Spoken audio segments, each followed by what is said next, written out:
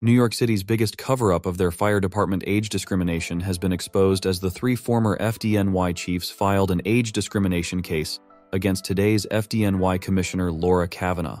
The FDNY and Fire Commissioner Laura Kavanagh are facing allegations of age discrimination. An age discrimination lawsuit filed by FDNY chiefs has ignited a firestorm of controversy, shedding light on issues within the department. However, the lawsuit fails to address explosive allegations surrounding Mayor Adams's office. A judge's ruling excludes claims that the office ordered fast-tracking of fire inspections for businesses friendly with the administration. At the center of the controversy is the so-called Deputy Mayor of Operations list, allegedly prioritizing inspections for deep-pocketed developers.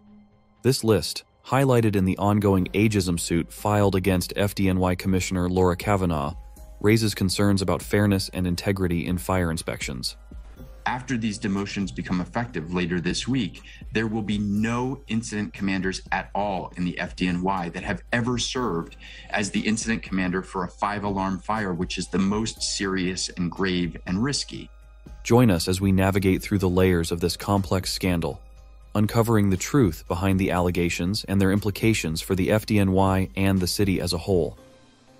The FDNY and its fire commissioner find themselves embroiled in a tumultuous controversy as allegations of age discrimination rock the foundation of the renowned firefighting institution.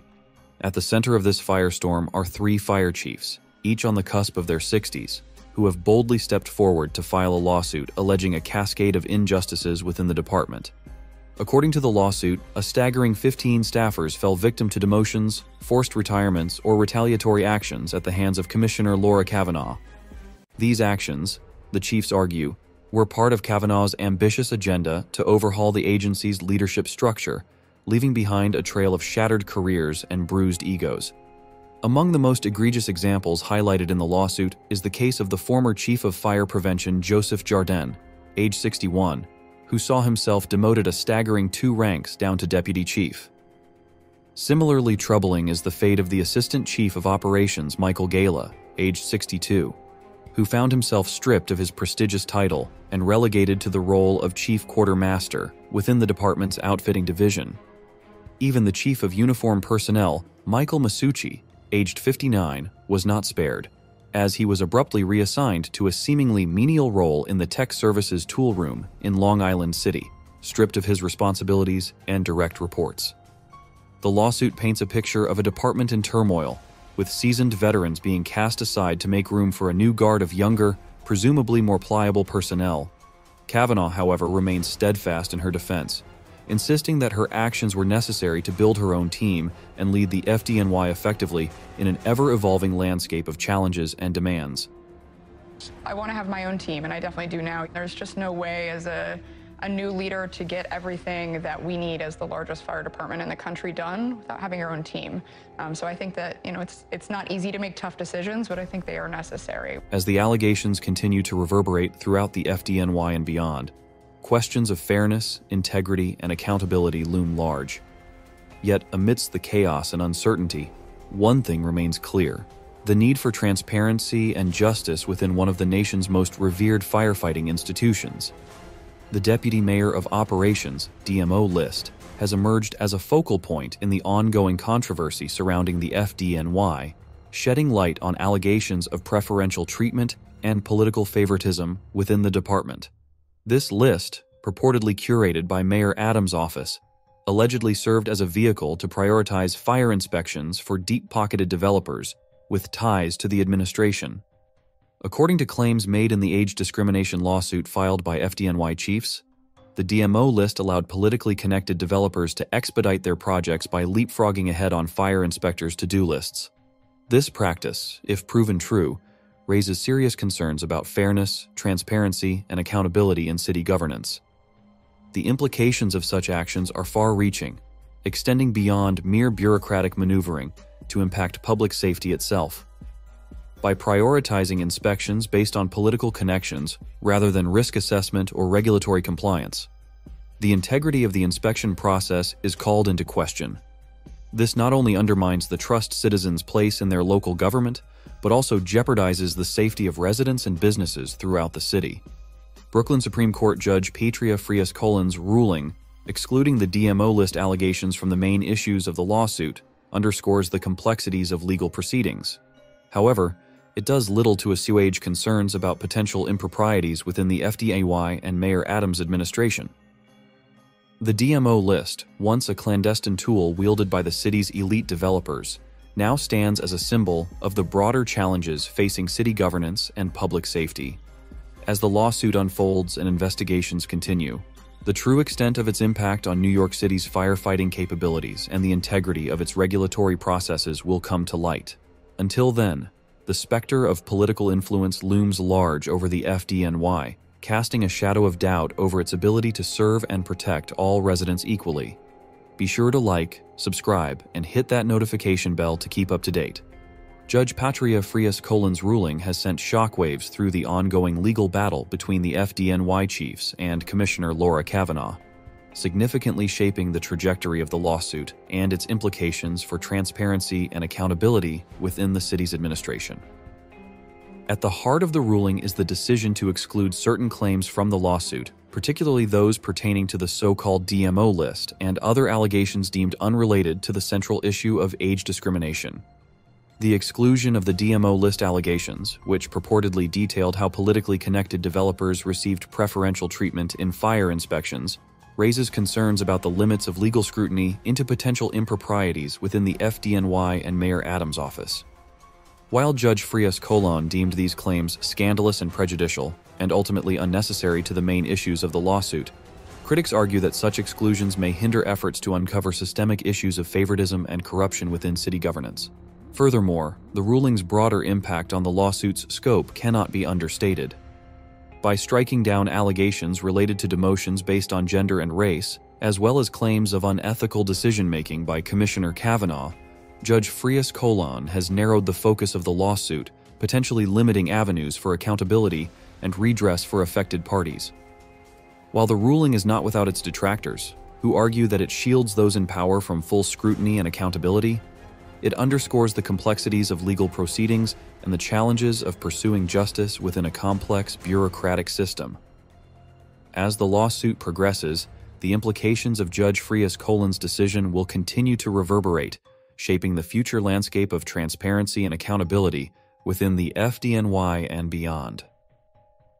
Following Judge Patria Frias-Colan's ruling, reactions from various stakeholders have underscored the tension and challenges within New York City's public service departments. City attorneys welcomed the decision, emphasizing that it refocused the case on the plaintiff's discrimination claims, which they deemed meritless. They viewed the exclusion of certain allegations as a victory against attempts to distract from the core issues at hand. On the other side, attorney Jim Walden, representing the chiefs, remained undeterred by the ruling.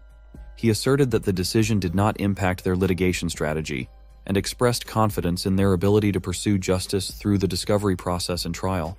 Meanwhile, responses from the FDNY were conspicuously absent, as emails regarding the decision went unanswered. This silence from the department raises questions about its stance on the matter and hints at potential internal turmoil or reluctance to engage publicly on the issue. The controversy surrounding the DMO list fire inspection process, which was central to the earlier iteration of the lawsuit, has only heightened tensions within the FDNY. Recent scrutiny over inspection approvals for the Turkish consulate in Manhattan has further fueled suspicions of political interference and impropriety. Fire Chief Joseph Jardin's alleged pressure to expedite the consulate's opening amid an FBI investigation into potential campaign finance violations by the Turkish government adds another layer of complexity to the situation. Mayor Adams' admission that he intervened to address building safety violations hindering the consulate's opening raises questions about the extent of political influence over FDNY operations. These revelations highlight the delicate balance between political duties and public safety responsibilities within city governance, exposing the inherent challenges faced by public service departments in navigating political pressures while upholding their mandate to protect and serve the public. Beyond the allegations of age discrimination, the lawsuit against the FDNY also sheds light on broader issues within the department, including claims of demotions targeting women and people of color. A survey conducted by the FDNY revealed troubling disparities in the treatment of Black and female firefighters who reported experiencing harassment and incivility at 3 times the rate of their counterparts. The survey, administered to over 4,000 members in 2019, aimed to assess workplace culture, equality, and discrimination within the department. The findings of the survey paint a stark picture of the challenges faced by Black and female firefighters, with many victims of harassment choosing not to report their experiences due to fears of reprisal. Moreover, the survey highlighted concerns about inaccurate information regarding testing and performance standards, contributing to the negative experiences of minority firefighters. Calls for greater transparency in testing standards and an end to racist policies within the department have intensified in the wake of these revelations. In response, Fire Commissioner Laura Kavanagh emphasized the importance of the survey in identifying areas for improvement and pledged to work towards creating a safer and more inclusive environment for all members of the FDNY. Chief of Department John Hodges echoed this sentiment, acknowledging the difficulties posed by the issues raised in the survey, but reaffirming the department's commitment to addressing them head-on. Moving forward, the FDNY is developing an action plan to foster a more welcoming and diverse atmosphere within the department, encompassing leadership training, education, and increased transparency. The involvement of firefighters in shaping this action plan underscores the department's commitment to collaborative problem-solving and reflects a collective effort to instill positive change in FDNY's culture. In addition to allegations of age discrimination and mistreatment of women and people of color, the FDNY faces scrutiny for alleged unethical decision-making and a pervasive frat-like brotherhood culture. Reports have surfaced regarding a culture of favoritism and nepotism within the department, where loyalty and connections often take precedence over merit and professionalism. This culture not only fosters an environment of exclusion and discrimination, but also undermines transparency and accountability in decision-making processes. Critics argue that such systemic issues perpetuate a cycle of inequality and hinder efforts to foster a more inclusive and diverse workforce. As calls for reform grow louder, the FDNY is confronted with the urgent need to address these deeply entrenched cultural issues and uphold the principles of fairness and integrity in its operations. The FDNY finds itself under intense scrutiny as federal authorities launch a probe into potential bribery involving safety inspections, casting a shadow of suspicion over the department's integrity and raising serious concerns about corruption. The investigation, spearheaded by the FBI, has sent shockwaves through the FDNY following a series of high-profile raids and the sidelining of several FDNY chiefs. The FBI raids, conducted as part of the investigation, targeted key individuals suspected of engaging in illicit activities related to safety inspections. These raids have sent shockwaves through the department, prompting widespread speculation and fear among firefighters and officials alike.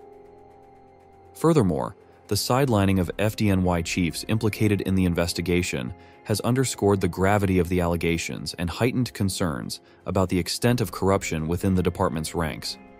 The sidelining of these chiefs, who hold influential positions within the FDNY, serves as a stark reminder of the potential consequences of unethical behavior and the urgent need for accountability and reform.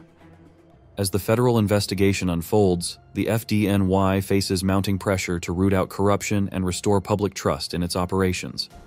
The allegations of bribery involving safety inspections strike at the core of the department's mission to protect and serve the public, highlighting the dire need for greater oversight and transparency in its practices. Ultimately, the federal investigation and bribery allegations serve as a sobering reminder of the challenges facing the FDNY and the imperative of upholding the highest standards of integrity and professionalism in its operations. Only through thorough investigation, accountability, and reform can the department hope to regain the trust and confidence of the communities it serves. Well, it's quite a scene over at the FDNY. We're talking age discrimination, demotions based on race and gender, allegations of bribery, you name it. It's disappointing, to say the least, that the very department tasked with keeping our city safe is tangled up in such messy business. Commissioner Laura Kavanagh wanting her own team is one thing, but at what cost? Heroes being sidelined, discrimination running rampant, it's a tough pill to swallow. Some even question if she's up for managing a department as massive as the FDNY. What do you think about all this? Share your thoughts in the comments and don't forget to hit subscribe for more updates.